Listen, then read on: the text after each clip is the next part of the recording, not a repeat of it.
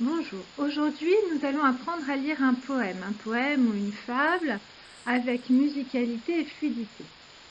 Pour cela, on va s'interroger sur le statut du E muet. Quand est-ce qu'on va prononcer ce E qui va compter pour une syllabe et quand est-ce qu'au contraire on va le faire taire?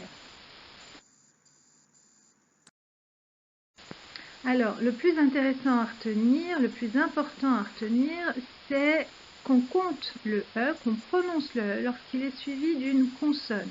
Ainsi, vous lirez « Maître corbeau sur un arbre perché », tenez dans son bec un feu.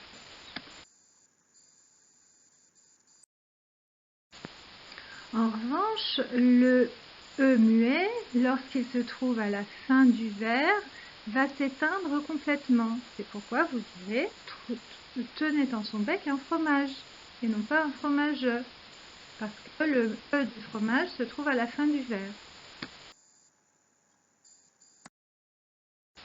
Il y a un autre cas dans lequel le E se tait au profit de la voyelle suivante, c'est justement lorsqu'il est suivi d'une voyelle. Ainsi, vous lirez « Il ouvre un large bec, laisse tomber sa proie ». Il ouvre un large bec, laisse tomber sa proie. Donc, vous voyez que le U prend la place sur le E. Le E se tait.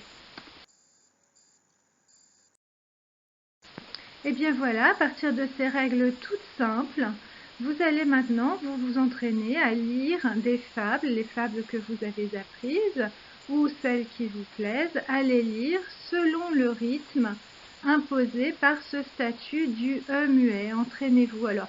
Soulignez les E suivis des consonnes, comme ça vous savez que vous devrez les prononcer. Au contraire, rayez ceux en fin de vers ou qui sont suivis d'une voyelle, comme ça vous savez que vous devrez les taire. Et ainsi, vous obtiendrez la musicalité, la mélodie de Jean de La Fontaine. Bon courage!